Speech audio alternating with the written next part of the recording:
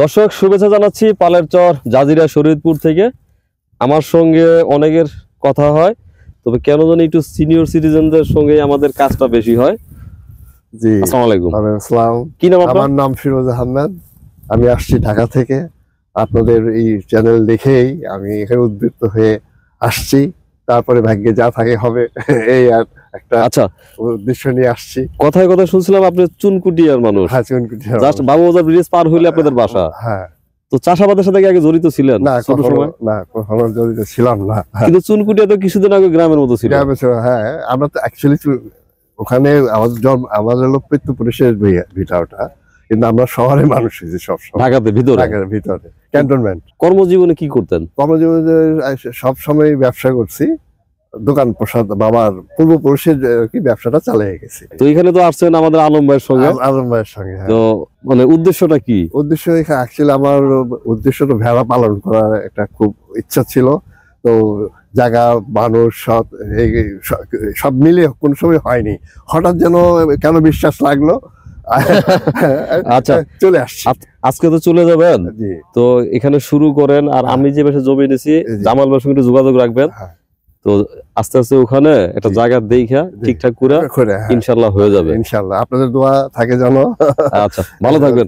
তো নেন, এর কথা হবে। ঠিক আছে। জি দর্শক, এই মুহূর্তে কথা বলছি রাকিবের সঙ্গে।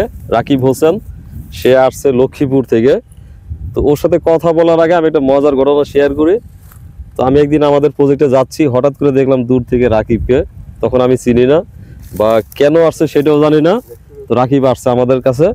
তো পরবর্তীতে শুনলাম যে রাকিব কিছু জমি নিবে, এরকম ছিল তো বিষয়টা। হ্যাঁ ভাইয়া, অনেকেই ফোন দিয়া বলে যে জমি নিবে, অনেকেই আসে, আমরা এগুলো দেখে অভ্যস্ত। তো তোমার সবচেয়ে যেটা ভালো লাগছে আমার কাছে, যে তুমি কাউরে ফোন দাও নাই, তোমার আমাদের প্রতি একটা বিশ্বাস আছে, কিংবা একটা আস্থার জায়গা তৈরি হয়েছে, যে কারণে তুমি সরাসরি এখানে চলে আসছো। তো পরে আমরা একসাথে খাওয়া দাওয়া করলাম। তো আসলে কি করতে চাও এখানে? আমি কিন্তু তোমাকে কোনোদিনই ভালোভাবে জিজ্ঞেস করি নাই।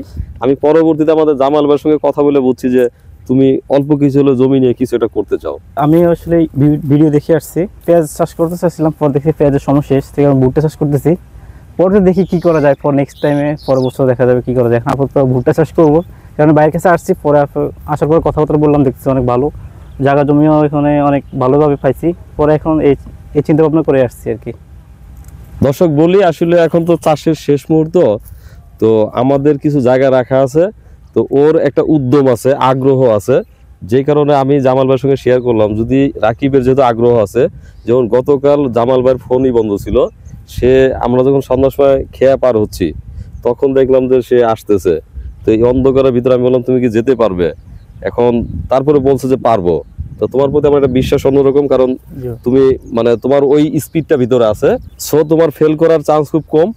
আর আশা করি আমাদের সঙ্গে থাকলে, আমি যদি ক্ষতিগ্রস্ত হই তাহলে তুমি ক্ষতিগ্রস্ত হবে, আর আমি যদি ভালো থাকি তুমি খারাপ থাকবে না।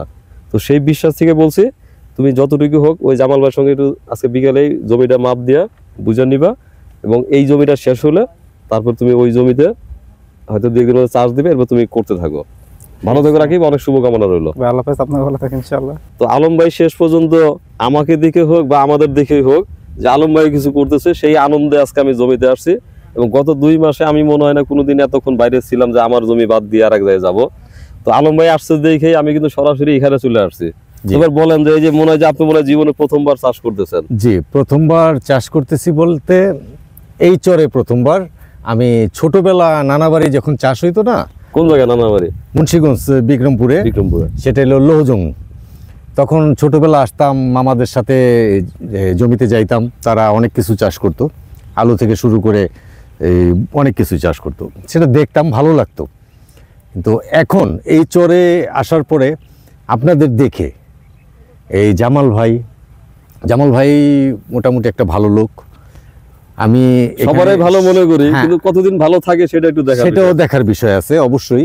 আমি 16 বিঘা জায়গা এখানে নিয়েছিলাম, নেওয়ার পরে এখন যে অ্যাডভান্সও দিয়েছিলাম, অ্যাডভান্স দেওয়ার পরে আমাকে ওই জায়গাটা বুঝাইয়া দেয় নাই, বুঝাইয়া না দিয়ে আমাকে অন্য জায়গায় 40 বিঘা জায়গা দেখাইছে।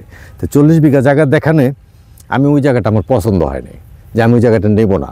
তখন এই জামাল ভাই বলল যে ভাই আমি 6 বিঘা জায়গা আপনাকে আমি দিচ্ছি, আমি যেই দামে নিচ্ছি সেই দামে আপনাকে দিচ্ছি, আপনি এই 6 বিঘার ভিতরে কিছু করেন।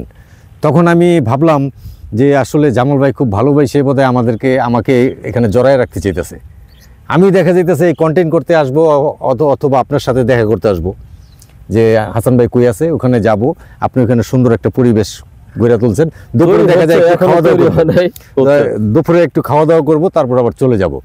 এইভাবে আসতাম সপ্তাহে 1 বার 2 বার। কিন্তু এই যে আমাকে যে এখানে বাইদা ফেলাইলো, আমি এখন এই 6 বিঘা জায়গার ভিতরে ভুট্টা চাষ করতেছি, জীবনের প্রথম আপনাদেরকে দেখি। আচ্ছা, ছোটবেলায় তো আমরা জমিতে গেছি, কিন্তু অনেকে মনে করে কি যে আমাদের ব্রেনে এতই ডাল যে এখানে কৃষি তারা এত ভালো বুঝে যে আমরা বুঝবো না। বিষয়টা এরকম না। পৃথিবীর অনেক কিছুই আছে, আপনি যদি ক্যাচ করতে পারেন, কেউ হয়তো 6 বছরে শিখবে, আপনি 6 মাসে শিখবেন। সো এটা নিয়ে কোনো ভাবনার কিছু নাই যে আমি বুঝি না, আমি হয়তো এখন বুঝতেছি না, কিন্তু তার মানে এইটা বুঝতে বুঝতে আমার 12 বছর লাগবে না। বিষয়টা এরকম না, এরকম না। আজকে যে জমিতে ভুট্টা চাষ করতেছেন, এই ভুট্টার ফলন যদি যাই হোক যেভাবেই করেন, সামনে বছর যদি কোনো ঘাটতি থাকে আপনি শিখে ফেলবেন। অবশ্যই অবশ্যই। আর অনেকে বলে যে ভাই আপনার নিজের কাজ করতে হবে। আমি নিজে কাজ করে করবোটা কি? আমি নিজে কাজ করলে 1 বদলার কাজ করব, সারাদিনে আমার পেমেন্ট হবে 700 টাকা। সেই 700 টাকা কি আমার সংসার চলবে? কিন্তু এই ডিরেকশনটা তো কেউ দিতে দিবে না, সংসার চলবে না। এই যে আজকে ভুট্টা লাগাচ্ছেন, এই খেতে হিসাবে একটা কথা বলছি যে এই যে রশিটা বেশি বড় বেঁধে ফেলছেন কেন? এই লোকগুলা তো কিছুক্ষণ পর পর কোমর সোজা করতে হবে। যদি রশিটা ছোট হইতো, ওনারা একটা গোপ উঠে যখন রশিটা চেঞ্জ করতো, তখন যে কোমরটা সোজা কোমরটা এমনি সোজা হয়ে যেত। কিন্তু মাঝখানে কিন্তু কাজটা কিন্তু সময়টা আগে বাড়তো। জি জি। তো আমার ভিতরে যদি এই সাইকোলজি কাজ করে, তাহলে এইটা আমি বুঝবো না কেন? অবশ্যই না বোঝার কিছু নাই। না, আপনি তো শিক্ষিত মানুষ, আপনি শিক্ষিত না না, এখানে আমার বলারও আছে, কেউ প্র্যাকটিক্যাল করে, আপনি বই পুস্তক ঘাইটাও বাই করে নিতে পারবেন যে কৃষিতে কি হয়। মানে সেটাও আমি করি না। আপনি মাঠে আছেন, মাঠে আছে কিন্তু এখন কাজ করতেছে আপনার আর কি, মাঠে আছে তো একটা বিষয় আছে। আর সেকেন্ড হচ্ছে কি, এই ধরনের কাজই তো করে আসছি। হ্যাঁ, এই রাইট। এই যে আপনারা আমরা মিডিয়াতে যারা কাজ করছি, যদি আমি একটু সম্মান রেখে বলি, কোনো মানে একদম অন্যরকম মানুষ না হলে মিডিয়াতে কেউ কাজ করে না। তো সেই সব মানুষদেরকে যদি হ্যান্ডেল করে আসতে পারি, তা আমরা এখানে এসে পারব না কেন হ্যান্ডেল করতে? এটা রাইট। আপনি তো জানেন যে আমরা কোন টাইপের লোকের সাথে কাজ করছি। এক একজন এক এক পন্থা, আর এর তো কৃষক এক এক ব্র্যান্ডের ওখানে, আর এখানে তো মোটামুটি কাছাকাছি। জি জি জি। তো এদের হ্যান্ডেল করা কিন্তু অনেক কঠিন কাজ না, একটু ভালোবাসা দিয়ে আদর দিয়া কি করতে হবে। তো আলম ভাই, এই পুরোটা তো 6 বিঘা আপনার? জি, এই পুরাটাই 6 বিঘা। আমি ওইদিনকে মাপার পরে ওই রাস্তা পর্যন্ত? জি না, রাস্তা পর্যন্ত না, ওই যে নারার ভুট্টা দেখা যায়, ওই নারার ভুট্টা পর্যন্ত 6 বিঘা। তাহলে আপনার 6 বিঘা ইনশাল্লাহ আজকে শেষ হয়ে যাবে। জি। আর তারপরে তো আরো কাজ আছে। তো জামাল ভাইয়ের জন্য শুভকামনা, আপনার জন্য শুভকামনা। আর আমরা শুধু কথায় বিশ্বাসী না, আলম ভাই একটু দেরিতে হলে প্রমাণ রাখছে যে কাজে বিশ্বাসী। শুধু মানুষকে ভিডিও করে মানুষকে আনবো এখানে বিষয়টা, নিজে কিছু করে, নিজেকে বলে কমেন্ট করে অনেকে যে আপনি নিজে করছেন নাকি। তো সেটা প্রুভ করলেন যে ভাই আমি তো করব, আমার জানতে হবে, তো আমার আগে জানতে হবে, বুঝতে হবে। আমি আসছি, ঘুরছি, এখন আপনার মনে হয় করার সময়, এখন করার সময় আমি করব। আমি তো এই যে 6 বিঘা দিয়ে শুরু করলাম, আমি তো 60 বিঘাও নিব সামনে, সেটা ইচ্ছা আছে। তো আলম ভাই ভালো থাকেন, ইনশাল্লাহ। দোয়া রইল, শুভকামনা রইল। হ্যাঁ।